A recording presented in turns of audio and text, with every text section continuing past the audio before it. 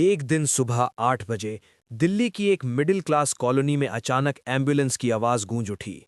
घर के बाहर खड़ी नई एसयूवी, अंदर महंगे फर्नीचर, बच्चों के नामी स्कूल, सब कुछ परफेक्ट दिख रहा था।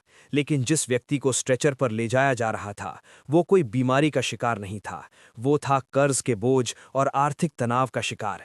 बैंक के लगातार कॉल, क्रेडिट कार्ड की बढ़ती ईएमआई और लोग क्या कहेंगे का दबाव। ये कहानी सिर्फ एक घर की नहीं, बल्कि करोड़ों मिडिल क्लास परिवारों की हकीकत है। सवाल ये है कि इतनी मेहनत, इतनी पढ़ाई, इतनी नौकरी के बाद भी मिडिल क्लास लोग मिडिल क्लास ही क्यों रह जाते हैं।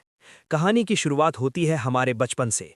हमें सिखाया जाता है, अच्छे से पढ़ो, अच्छी नौकरी पाओ, जिंदगी सेट हो जाएगी।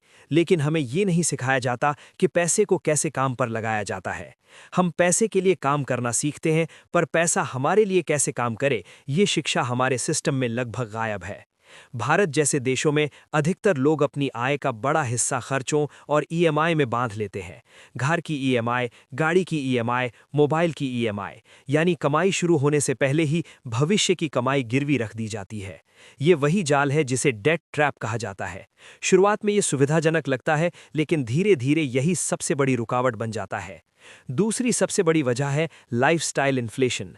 जैसे जैसे सैलरी बढ़ती है, खर्च भी उसी गति से बढ़ जाता है। प्रमोशन मिला तो बड़ी गाड़ी, बोनस मिला तो महंगा फोन, नई नौकरी मिली तो बड़ा घर। लेकिन निवेश, बचत अक्सर टलती रहती है। नतीजा ये होता है कि आय बढ़ने के बावजूद नेटवर्थ स्थिर ही रहती है।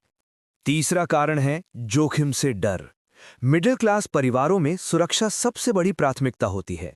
स्थिर नौकरी, फिक्स सैलरी, सीमित सोच। जबकि अमीर लोग कैलकुलेटेड रिस्क लेते हैं। बिजनेस, निवेश, शेयर बाजार, रियल एस्टेट। वे एसेट्स खरीदते हैं जो पैसा बनाते हैं। जबकि मिडिल क्लास अक्सर लायबिलिटी खरीद लेती है, जो जेब से पैसा निकालती है। चौथा कारण है समय का गलत उपयोग। 30-35 साल नौकरी में बिताने के बाद भी बहुत लोग रिटायरमेंट प्लानिंग नहीं करते। ईपीएफ या पेंशन पर पूरी निर्भरता रखी जाती है, लेकिन महंगाई की रफ्तार को नजरअंदाज कर दिया जाता है। असल में महंगाई धीरे धीरे आपकी बचत की ताकत को कम करती रहती है, और ये बदलाव हमें तुरंत दिखाई नहीं देता। और सबसे बड़ा कारण सामाजिक दबाव।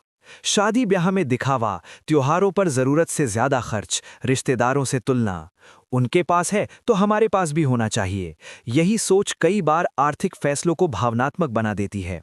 लेकिन ये कहानी सिर्फ समस्या की नहीं है। सिस्टम को समझना ही उससे बाहर निकलने का पहला कदम है। जब कोई व्यक्ति अपनी आय का एक हिस्सा नियमित रूप से निवेश करना शुरू करता है, कंपाउंडिंग की ताकत को समझता है और अपनी लाइफस्टाइल को आय से नीचे रखता है, तभी असली बदलाव शुरू होता है। मिडिल क्लास में रहना कोई अपराध नहीं है, लेकिन पूरी जिंदगी बिना योजना के उसी चक्र में फंसे रहना एक अनजाना जाल जरूर है। फर्क सिर्फ जानकारी और अनुशासन का है।